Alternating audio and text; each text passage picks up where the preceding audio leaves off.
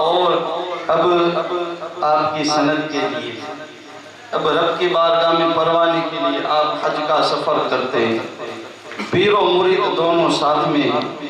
جب خانہ کعبہ کا طواف کرتے ہیں، طواف کرنے کے بعد پیر و مرشد فرماتے ہیں کہ مولا کریم اے رب قدیر، میں نے جو اپنے پاس علم تھا ظاہری باطنی تمام تر میں نے معین الدین کو عطا کر دیا ہے، جو بھی علم دین میرے سینے کے اندر تھا اے رب قدیر وہ سارے کا سارا میں نے معین الدین کو دے دیا ہے، لہذا تو بھی اسے اپنی بارگاہ میں مقبول کر لے، تو بھی اس کو اپنی بارگاہ میں مقبول کر لے۔ آپ کا اتنا کہنا ہوتا ہے کہ رب تبارک و تعالیٰ کی بارگاہ سے ندا آتی ہے کہ اے خواجہ عثمان ہارونی، ہم نے معین الدین کو اپنی بارگاہ میں قبول کر لیا، ہم نے معین الدین کو اپنی بارگاہ میں قبول کر لیا ہے۔ جب رب تبارک و تعالیٰ کی بارگاہ سے آپ کو اجازت مل گئی اور آپ رب تبارک و تعالیٰ کی بارگاہ میں جب مقبول ہو گئے تو اس وقت اب جو ہے پرچے پر ٹھپا لگانے کے لیے، مہر لگانے کے لیے کہاں کا سفر کرنا تھا؟ اعلیٰ حضرت فرماتے حاجیو آؤ شہنشاہ کا روزہ دیکھو، کعبہ تو دیکھ چکے، کعبے کا کعبہ دیکھو، اور ہم سنیوں کا ایمان ہے کہ جب تک آقا علیہ السلام تسلیم ہم زندہ رہتے ہیں، دلوں کے اندر خواہش یہ رہتی ہے کہ مولا تبارک و تعالیٰ ایک مرتبہ اس آنکھوں کو تیرے محبوب کا جلوہ دکھا دے، تیرے محبوب کے روزے کا جلوہ دکھا دے، ہماری خواہش یہ رہتی ہے۔ اور جب آپ کے پیر و مرشد رب تبارک و تعالیٰ کی بارگاہ سے مقبولیت کا پروانہ مل گیا تو آپ اب مدینے کا سفر شروع کرتے ہیں، مدینے کی طرف آپ کوچ کرنے لگتے ہیں۔ ہاں ہاں، یہ وہی شہر ہے جس کے بارے میں امام مالک رضی اللہ تعالیٰ عنہ فرماتے ہیں، امام مالک رضی اللہ تعالیٰ عنہ اس ذات کا نام ہے کہ جو مدینہ شریف میں رہتے ہیں تو اس شان کے ساتھ رہتے ہیں اور اس ادب کے ساتھ رہتے ہیں کہ آپ مدینہ شریف کے طرف کے اندر، مدینہ شریف کی باؤنڈری کے اندر آپ کبھی اپنی حاجت کو پورا نہیں کرتے، آپ کبھی اپنی حاجت کو پورا نہیں کرتے۔ اگر آپ کو حاجت ہوتی ہے تو آپ مدینہ شریف کی باؤنڈری سے باہر جایا کرتے ہیں۔ اور شان یہ ہے، حضور سے عشق یہ ہے، حضور سے محبت یہ ہے کہ ایک مرتبہ آپ کے پاؤں میں کانٹا چھپ گیا تو لوگوں نے کہا کہ لاؤ آپ کے پاؤں میں جو کانٹا ہے وہ نکال دیتے ہیں، کہا کہ نہیں نہیں، اس کانٹے کو پاؤں کے اندر ہی رہنے دو۔ ارے کل قیامت کے دن جب رب کی بارگاہ میں حاضری ہوگی اور رب تبارک و تعالیٰ پوچھے گا کہ مالک بتاؤ کیا لایا ہو، تو میں اس وقت رب کی بارگاہ میں کہہ دوں گا کہ مولا کچھ اور تو نہیں لایا، بس اپنے دامن میں اپنے ساتھ تیرے محبوب کے شہر کا ایک کانٹا لے کر آیا، بس اپنے ساتھ تیرے محبوب کے شہر کا کانٹا لے کر آیا ہوں۔ یہ وہی شہر مدینہ ہے کہ جس سے ہر عاشق رسول صدق دل سے محبت کرتا ہے اور پیار کرتا ہے۔ ہاں ہاں، یہ وہی مدینہ رسول ہے جہاں حضور علیہ السلام تسلیم آرام فرما ہے۔ ایک چھوٹا بچہ ہے، آقا علیہ السلام تسلیم کے دربار پر حاضر ہے اور رو رو کر دعائیں مانگ رہا ہے۔ کہا کہ یا رسول اللہ صلی اللہ علیہ وسلم، کئی دن ہو گئے بھوکا ہوں، کھانے کا کچھ انتظام کر دیجئے، بھوک ستا رہی ہے، شدت کی بھوک ہے۔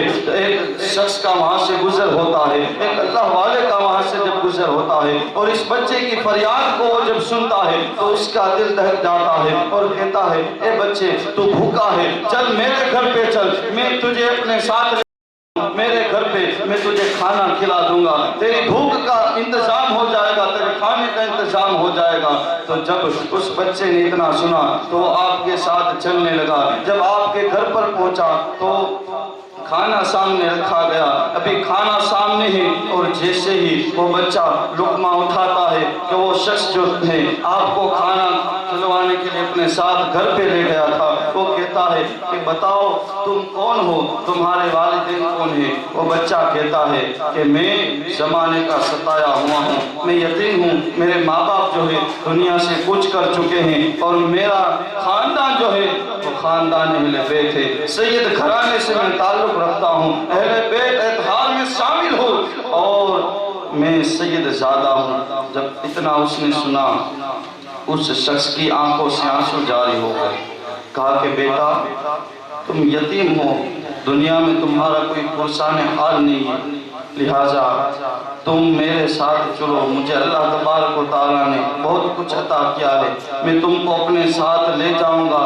اپنے گھر پہ تم آرام سے میرے گھر پہ رہنا, جو کچھ جی میں آئے تم کو اچھا لباس دیا جائے گا, اچھا کھانا دیا جائے گا. تم کو جو رقم استعمال کرنی ہو وہ تم کو میں رقم استعمال کرنے کے لیے دوں گا, اچھے طریقے سے تمہاری خدمت انجام دوں گا.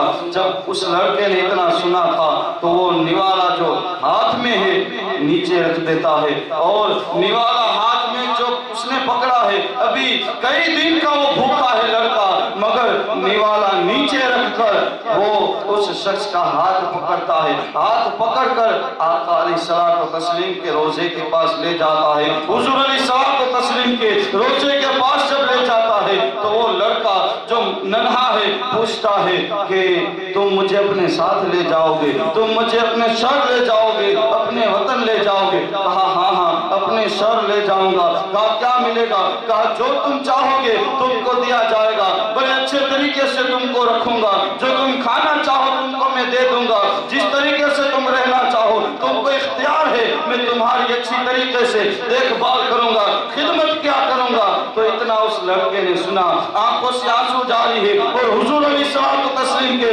روزے اقدس کی طرف وہ انگلی کا اشارہ کر کے کہتا ہے کہ بتاؤ تمہارے شہر کے اندر مجھے یہ نظارہ بھی دیکھنے کو ملے گا, تمہارے شہر کے اندر مجھے یہ نظارہ دیکھنے کو ملے گا, یہ گنبد خضرا دیکھنے کو ملے گا. جتنا شخص نے بات سنی اس کی آنکھوں سے بھی آنسو جاری ہے, اور دیکھا کہ اس کے دل کے اندر حضور علیہ الصلوۃ والتسلیم سے کتنی محبت ہے, آقا علیہ الصلوۃ والتسلیم کے شہر سے کتنی محبت ہے. اس لڑکے نے کہا کہ جاؤ جاؤ تم اپنا کام کرو, اپنے شہر میں جاؤ, میں بھوکا سہی پیاسا سہی مگر میں اس در کو چھوڑ کر اور کسی در پہ جا ہی نہیں.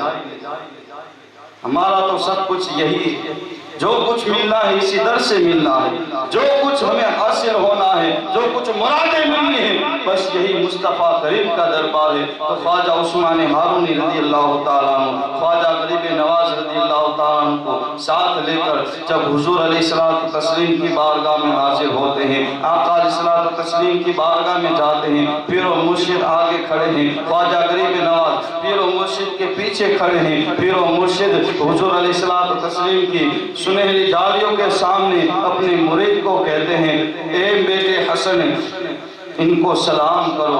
حضور خواجہ غریب نواز رضی اللہ تعالیٰ عنہ حضور علیہ الصلوۃ والتسلیم کی بارگاہ میں الصلاۃ والسلام علیک یا رسول اللہ پڑھتے ہیں, تو آپ کی حضور علیہ الصلوۃ والتسلیم کی قبر اطہر سے روضہ مبارکہ سے آپ کو جواب ملتا ہے, اور آپ کے پیر و مرشد فرماتے ہیں کہ یا رسول اللہ صلی اللہ علیہ وسلم آپ ان کو اپنی بارگاہ میں قبول کر لے. تو آپ کو جواب ملتا ہے کہ اے خواجہ عثمان ہارون, ہم نے خواجہ حسن کو اپنی بارگاہ میں قبول کر لیا, ہم نے ان کو اپنی بارگاہ میں قبول کر لیا. پھر آپ 2 سال حضور علیہ الصلوۃ والتسلیم کے روضہ اقدس پر درس قرآن پڑھاتے ہیں, قرآن شریف کی تعلیم دیتے ہیں. کہ ایک دن جو وہاں کا خادم تھا حضور علیہ الصلوۃ والتسلیم کے دربار کا, تو حضور علیہ الصلوۃ والتسلیم اس سے کہتے ہیں کہ جاؤ جا کر معین الدین کو بلا کر لاؤ. آپ مدینہ شریف میں ہیں اور بچوں کو قرآن شریف پڑھا رہے ہیں, تو وہاں کا متولی جو تھا, وہاں کا جو حاکم تھا, وہ آیا اور اعلان کیا کہ تم میں معین الدین کون ہے.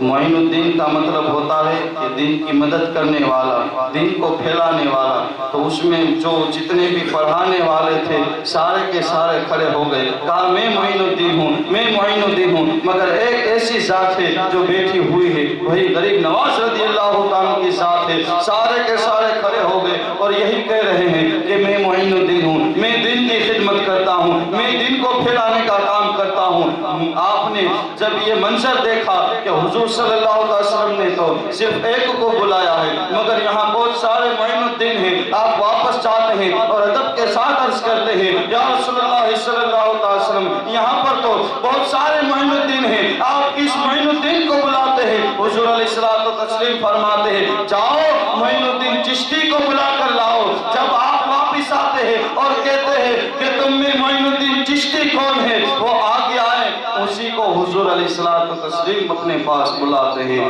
جب حضور غریب نواز رضی اللہ تعالیٰ عنہ یہ بات سنتے ہیں، آپ کی آنکھوں سے آنسو جارے ہیں، اور حضور علیہ الصلوۃ والتسلیم کے روضہ اطہر کے باہر آپ ادب کے ساتھ کھڑے ہیں کہ حضور علیہ الصلوۃ والتسلیم کی طرف سے آواز آتی ہے اے بیٹا حسن تم اندر آ جاؤ، اندر آ جاؤ۔ جتنا ہی کہنا تھا حضور غریب نواز رضی اللہ تعالیٰ عنہ اب اندر تشریف لاتے ہیں کہ آپ کیا دیکھتے ہیں کہ حضور علیہ الصلوۃ والتسلیم بنفس نفیس آپ کے سامنے کھڑے ہیں اور آپ کو دیکھ کر مسکرا رہے ہیں اور فرما رہے ہیں اے بیٹا جاؤ، اب تم ہندوستان کے اندر جاؤ اور وہاں جا کر تمہیں اسلام کو پھیلانا ہے، وہاں جا کر اب تم کو دین کی خدمت کو انجام دینا ہے۔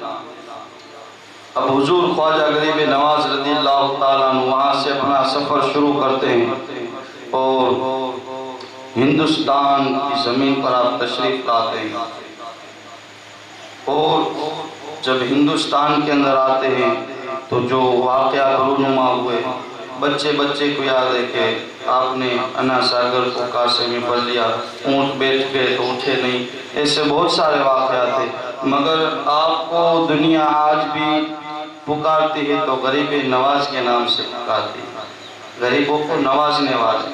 تو روایتوں کے اندر ملتا ہے کہ آپ کے پیر و مرشد خواجہ عثمان ہارونی رضی اللہ تعالیٰ عنہ، ان کے جو پیر و مرشد ہیں، انہوں نے فرمایا کہ دیکھو اے عثمان ہارونی، تم فلاں دن عصر کی نماز میں آنا اور اس وقت تم میرا دیدار کر لینا، میرا چہرہ دیکھ لینا، میرے ساتھ نماز پڑھ لینا، رب تبارک و تعالیٰ تمہیں جنت عطا کر دے گا۔ اور اگر یہ بات تم نے کسی اور کو بتائی تو اس کا الٹ ہو جائے گا، جس کو بتائی وہ تو جنتی ہو جائے گا، مگر تمہارے ساتھ اس کا الٹ ہو جائے گا۔ تو خواجہ عثمان ہارونی جو کہ خواجہ غریب نواز سے بہت محبت کیا کرتے تھے، بہت پیار کیا کرتے تھے، تو آپ نے اپنے پیر و مرشد سے فرمایا کہ حضور میں کسی اور کو نہیں بتاؤں گا، بس آپ اجازت دیں کہ میں اپنے مرید حسن کو بتاؤں۔ آپ نے اجازت دی، کہا کہ ٹھیک ہے تم اپنے مرید کو بتاؤ اور اس کو بھی کہہ دینا کہ وہ کسی اور کا نہ کہے۔ جب خواجہ عثمان ہارونی خواجہ غریب نواز رضی اللہ تعالیٰ عنہ کو یہ بات بتاتے ہیں کہ فلاں دن عصر سے مغرب تک جو وقت ہے اس وقت پیر و مرشد کے ساتھ رہنا، تم اپنے دادا پیر و مرشد کے ساتھ نماز ادا کرنا، رب تبارک و تعالیٰ تمہیں جنت عطا کر دینا، مگر خبردار تم جو ہے وہ کسی اور کو نہیں بتانا، کسی اور کو اس بات کو مت کہنا، اگر کوئی اور آیا تو وہ تو جنتی ہو جائے گا، مگر تمہارے ساتھ اس کا الٹ ہوگا، اس کا الٹ ہوگا۔ اب خواجہ غریب نواز رضی اللہ تعالیٰ عنہ نے جب یہ بات سنی، آپ خوشی سے مچل اٹھے اور سارے شہر کے اندر آپ اعلان کر دیتے ہیں اے لوگوں، فلاں دن عصر کی نماز میں میرے دادا پیر کے ساتھ مسجد میں شریک ہونا اور ان کے پیچھے نماز ادا کرنا، رب تبارک و تعالیٰ تم کو جنت عطا کر دے گا۔ آپ سارے علاقے میں سارے گاؤں کے اندر چکر لگا کر تمام لوگوں کو کہتے ہیں آج تم میرے دادا پیر کے پیچھے نماز پڑھنا، رب تبارک و تعالیٰ تم کو جنت عطا کر دے گا۔ جب سارے گاؤں والوں نے اس بات کو سنا، جب وقت آیا تو سارے کے سارے لوگ، سارے کے سارے گاؤں والے، ہزاروں کا مجموعہ ہے، سب جمع ہو چکے ہیں۔ جب خواجہ عثمان ہارونی اپنے پیر و مرشد کے ساتھ آتے ہیں، آپ کے پیر و مرشد جب دیکھتے ہیں کہ اتنے سارے لوگ جمع ہیں، آپ جلال میں آتے ہیں اور کہتے ہیں کہ عثمان میں نے تم کو منع کر دیا تھا کہ تم کسی اور کو نہیں بتانا۔ آپ کہتے ہیں کہ میں نے کسی اور کو نہیں بتایا ہے، میں نے بس اپنے مرید کامل کو بتایا ہے، بس حسن کو بتایا ہے۔ کہا کہ جاؤ حسن کو بلا کر لاؤ۔ آپ جلال کے عالم میں ہیں، جب حسن یعنی حضور غریب نواز رضی اللہ تعالیٰ عنہ آتے ہیں تو آپ سے پوچھتے ہیں کہ بتاؤ تم نے ان سارے لوگوں کے اندر اعلان کیوں کر دیا؟ تم کو معلوم نہیں کہ تم نے ان سارے لوگوں کو کہہ دیا ہے، اب تمہارے ساتھ اس کا الٹ کیا جائے گا، یہ سب تو جنت میں جائیں گے مگر تم جہنم کے اندر جاؤ گے۔ تو آپ نے برجستہ جواب دیا، کہا کہ پیر و مرشد میں نے سارے گاؤں کے اندر اس لیے اعلان کروا دیا ہے، سارے لوگوں کو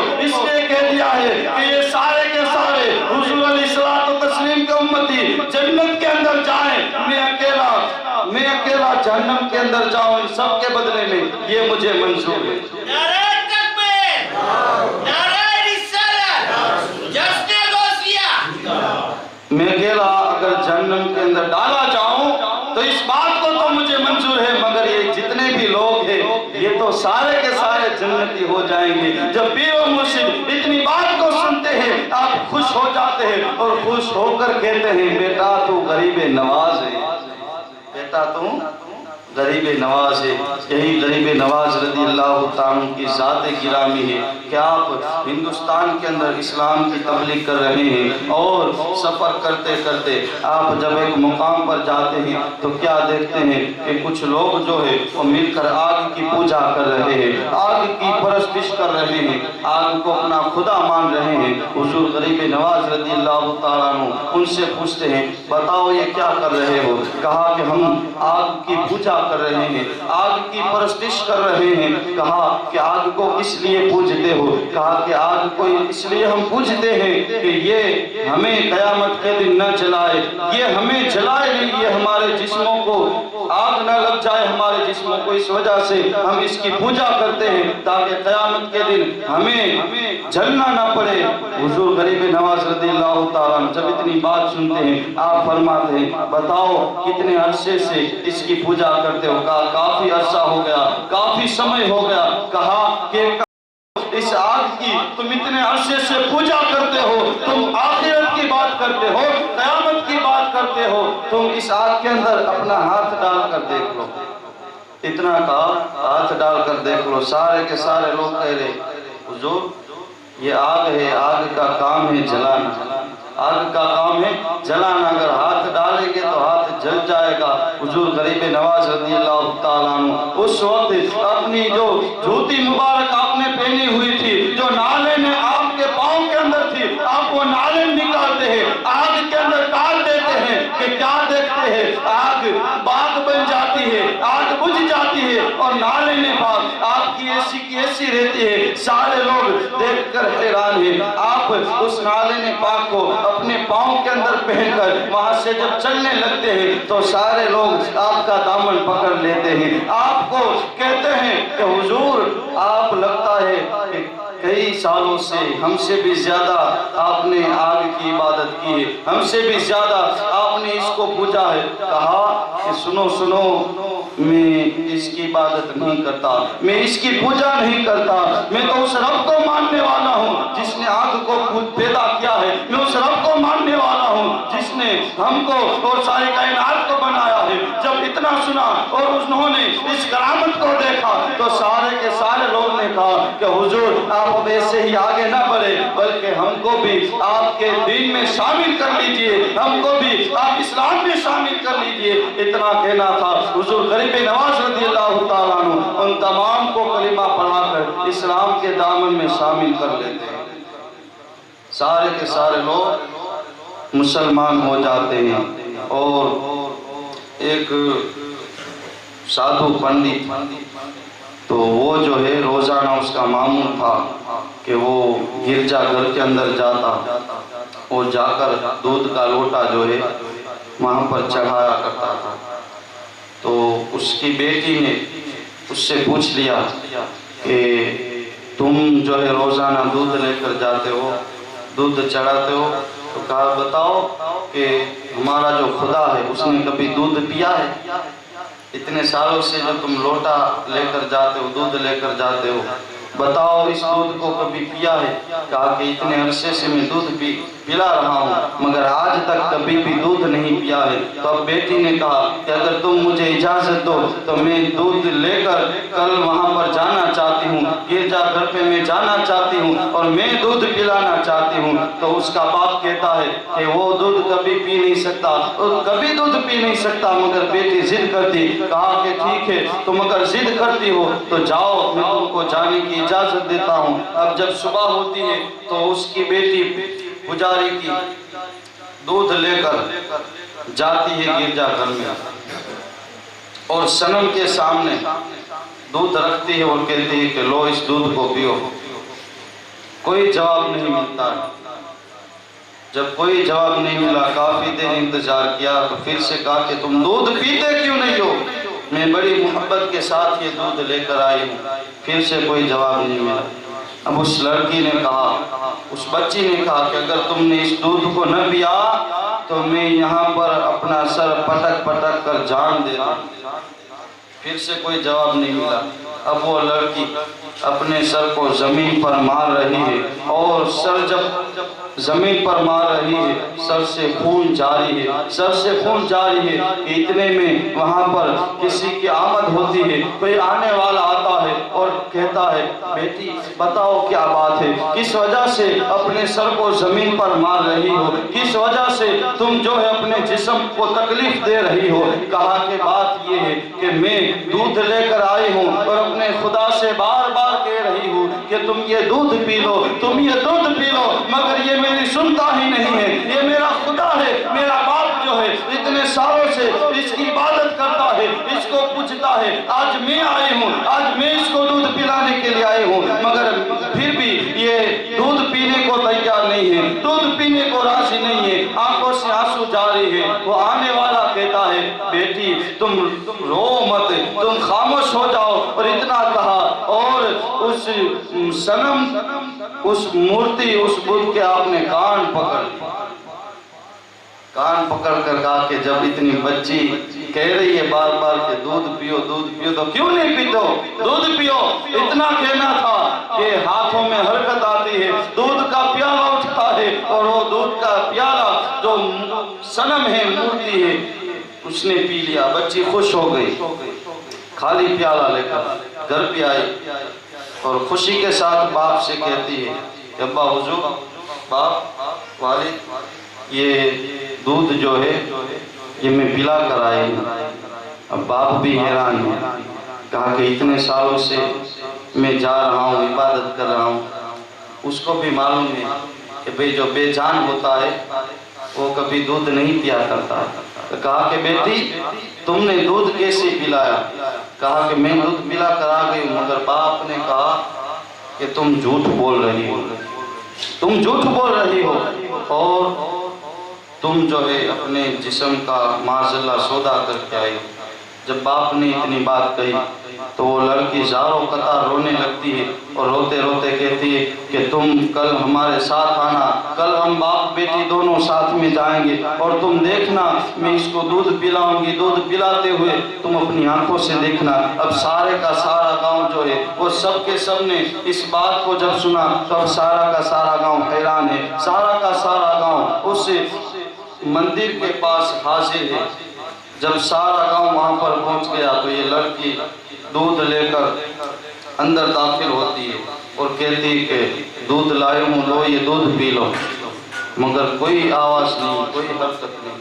پھر سے کہا کہ دودھ پی لو، دودھ لے کر آئے ہوں، پھر سے کوئی حرکت نہیں۔ اتنے میں سارے گاؤں والوں نے اس لڑکی کو برا بھلا کہنا شروع کر دیا، اس لڑکی پر، اس بچی پر تہمت لگانا شروع کر دیا۔ جب اس بچی نے دیکھا کہ مجھ پر تہمت لگ رہی ہے، میرا نام جو ہے وہ لوگ خراب کر رہے ہیں، نام بگاڑ رہے ہیں، میری ذات پر انگلیاں اٹھ رہی ہے، تو اس بچی نے آنکھوں سے آنسو جاری ہے اور روتے روتے کہا ہے کہ تم کیوں نہیں آتے مورتی، تم دودھ کیوں نہیں پیتے ہو؟ اگر تم نے دودھ نہیں پیا تو یاد رکھو میں اس کل والے بابا کو بلا لوں گی، اس کل والے بابا کو بلا لوں گی۔ اب اتنا ہی سننا تھا کہ حرکت آ جاتی ہے بے جان پتھر میں، اور دودھ کا پیالہ جب وہ اس نے پی لیا تو سارے کے سارے لوگ حیران ہیں، اور باپ پوچھتا ہے کہ بیٹی یہ بابا کون ہے؟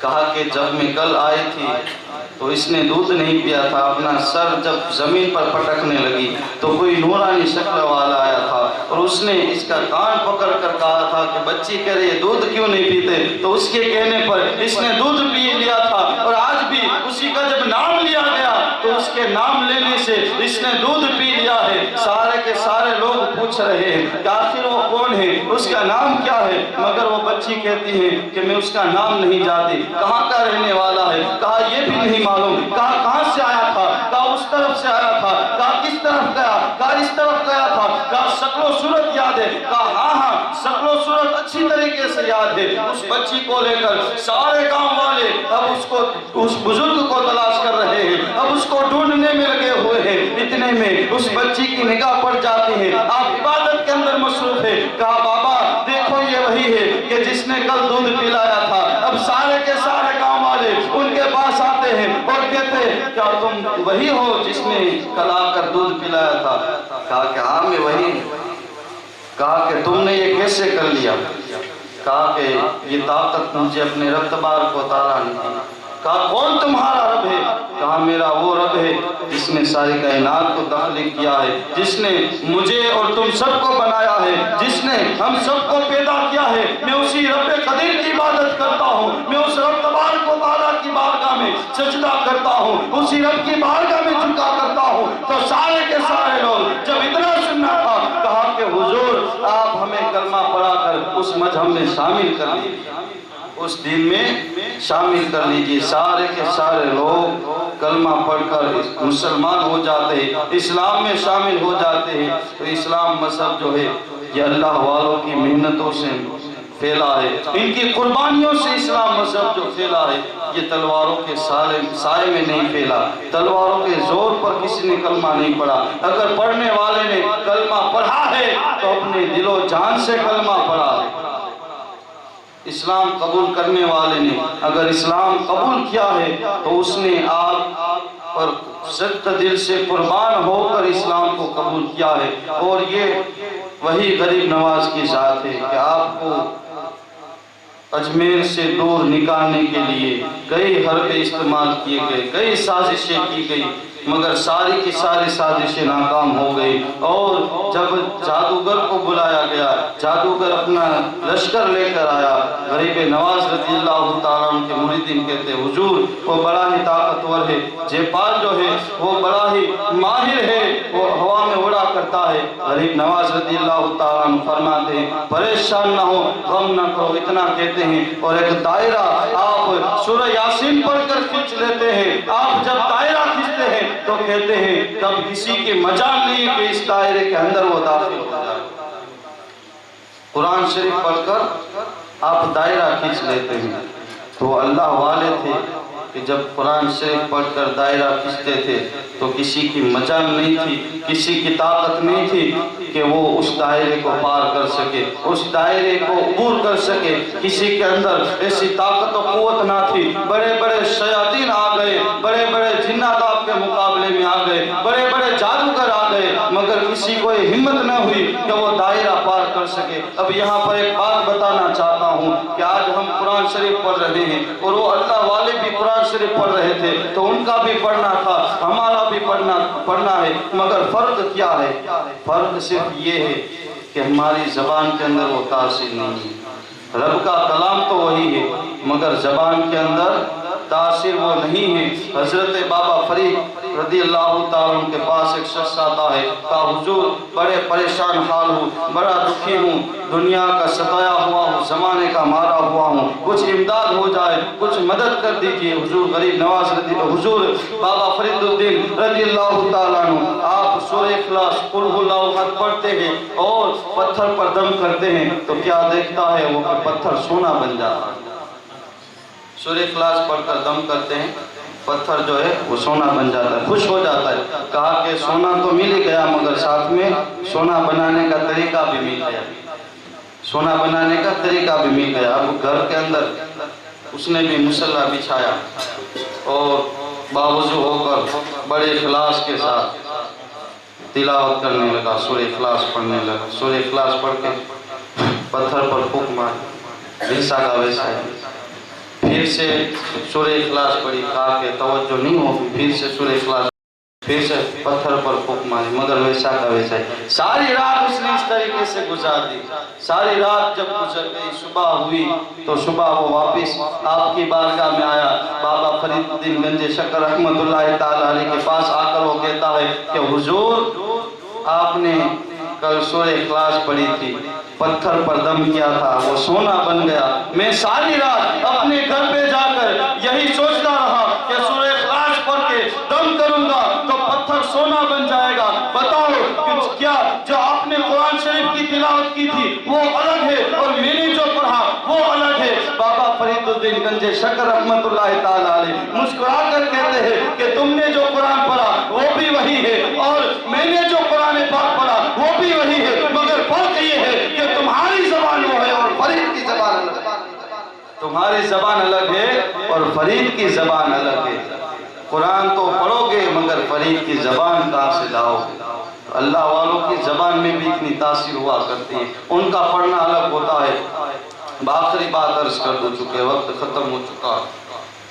آپ اکثر عموماً تقاریر کے اندر علماء کرام کی زبانی ایک شعر سنتے ہیں کہ محمد سے وفا ہم نے کی، محمد سے وفا تو نے تو ہم تیرے ہیں، یہ جہاں چیز ہے کیا لوح و قلم تیرے ہیں۔ اکثر آپ سنتے رہتے ہیں۔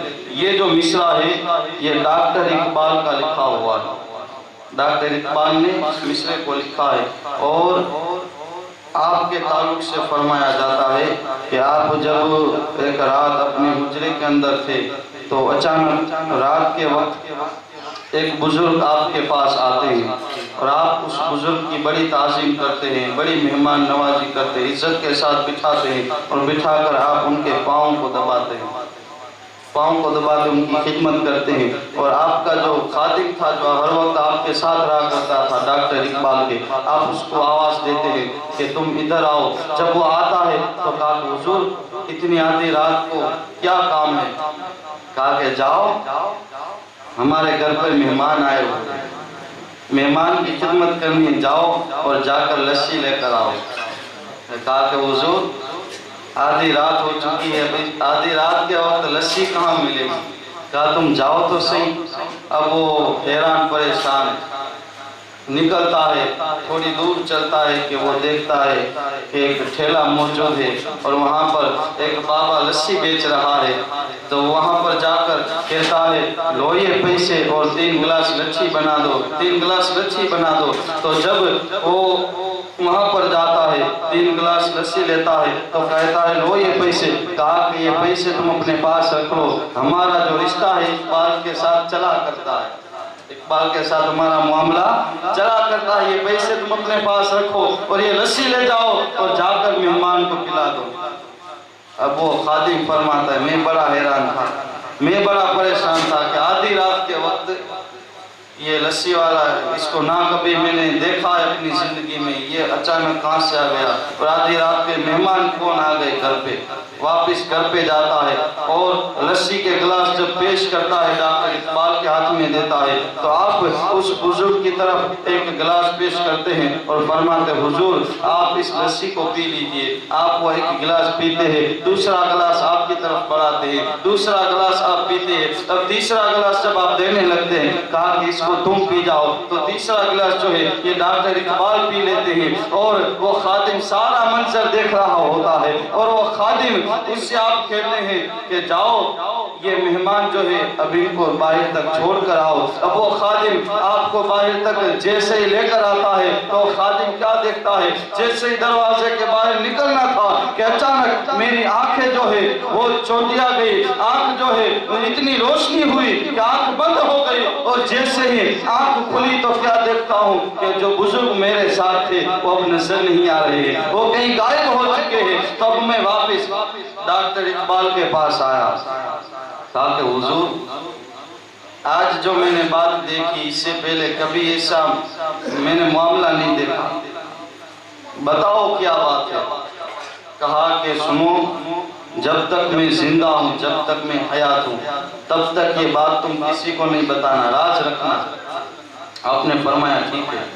کہا کہ جو مہمان آئے ہوئے تھے وہ کوئی اور نہیں تھے بلکہ عطائے رسول حضور غریب نواز رضی اللہ تعالیٰ عنہ تھے، جو میرے یہاں میرے گھر پر آئے تھے اور میں نے ان کی خدمت کی، اور تم جس کے پاس آدھی رات کے وقت لسی لینے کے لیے گئے تھے وہ لسی بیچنے والا کوئی اور نہیں تھا بلکہ وہ لسی بیچنے والی ذات داتا علی حجویری کی تھی۔ مہمان حضور غریب نواز آئے تھے اور مہمان نمازی کرنے والا، آپ کی بارگاہ میں لسی پیش کرنے والا داتا علی حجویری کی ذات، یہ حضور غریب نواز کی ذات ہے کہ جو آپ سے محبت کرتا ہے، جو آپ سے عقیدت کرتا ہے، آپ اس کی چوریوں کو بھر دیا کرتے ہیں، آپ اس کی مراد کو بھر دیا کرتے ہیں۔ اور یہ اللہ کے ولیوں کی ذات ہے کہ جو ہمیں کبھی مایوس نہیں کرتی ہے۔ لہٰذا ان اولیاء کرام سے سچی وابستگی اختیار کرے، سچا عشق، سچی محبت اختیار کرے